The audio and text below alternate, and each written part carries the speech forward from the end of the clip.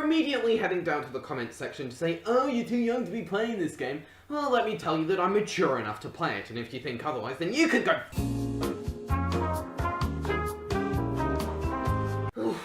Now, let's get on with my review of South Park, The Stick of Truth.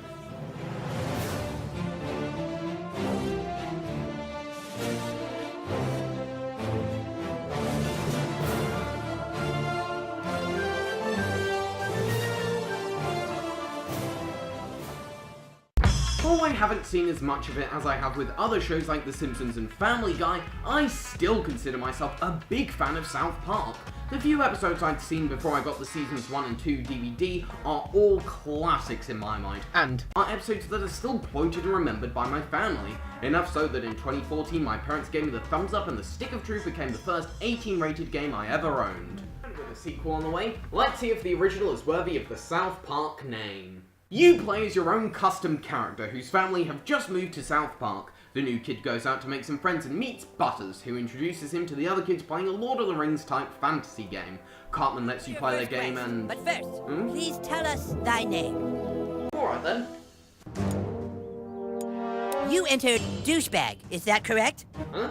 No, I didn't. Are you sure you want to keep the name douchebag? No! Very well, douchebag. You will now choose a class. Fighter, mage, thief, or... He chose Douchebag, the Stick of Truth, which lets the Holder control the universe. The enemy elves attack Kupa Keep and steal the sticks for themselves, thus beginning a battle between the two factions, while a fallen spaceship causes a stir with the residents of South Park, and a former member of Kupa Keep has plans of his own. The story is really entertaining, with the crude humour and absurd plotlines the show is known for, and some great parodies and self-awareness on game cliches, which makes for some very amusing and clever moments. There's more to like than just fart jokes and swear words.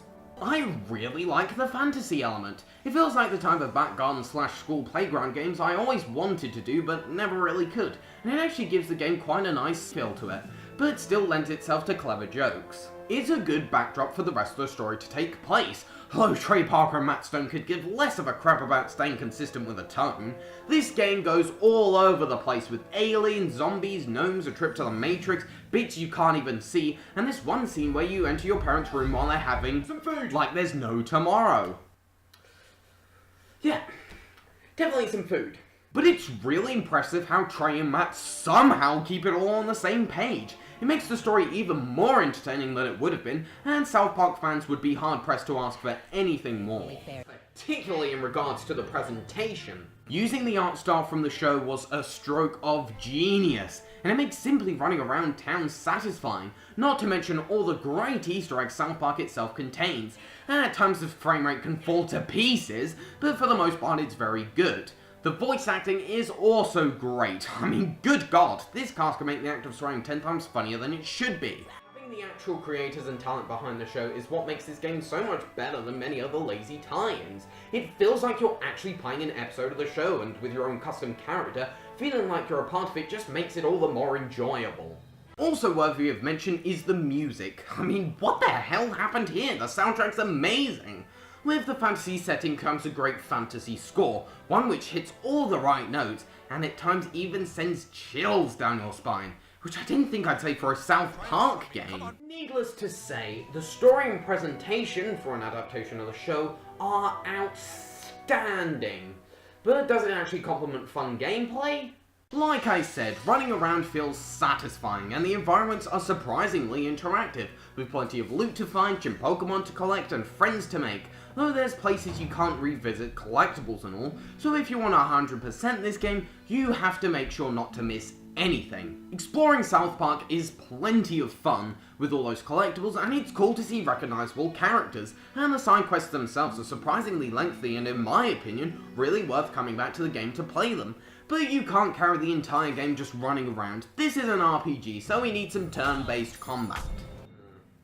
I'm not the biggest fan of turn-based combat. It's not bad, I can enjoy games like Pokemon, but they can get dull.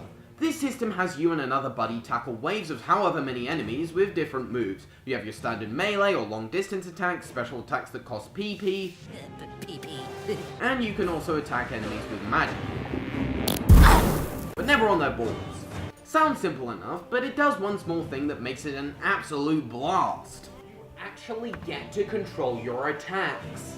Pokemon can get dull because all you really do is select your attack and then wait for your enemy to damage you. In this game, you have to press buttons at the right time to do enough damage, and you can actually defend attacks. This can prevent you from having a negative effect on your character and generally not losing much health. It sounds simple, but it really keeps you engaged and means you're actually participating and fighting rather than just observing. I seem to recall not dying a lot in my first playthrough, so I was shocked to find myself seeing the game over screen on numerous occasions, but it makes taking out those enemies all the more satisfying. Some complain that the combat was repetitive, but to be fair, that's the case with most RPGs, and I think the different buddies keep it from being so, as they all have unique attacks. To put it bluntly, I found the combat to be a blast. In terms of adapting a game from a movie or show, Stick of Truth has it all. The look, the feel, and actually being a fun game in its own right. I genuinely think this is one of the finest licensed games of all time. By getting the creators of the show on board, we have a title which is on par with the show, and in many ways even surpasses it. The presentation is pitch perfect, the game itself is lots of fun, and you can tell that lots of effort was put into it. I love this freaking game, and it absolutely deserves a 91%.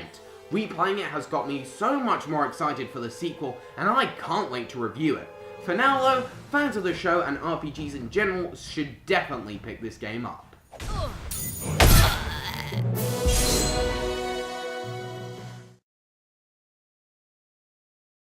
And as a special treat for you all, here's a preview of my next video. Hello, hi, heyo, sup, you dudettes, my name is Douchebag, and welcome to...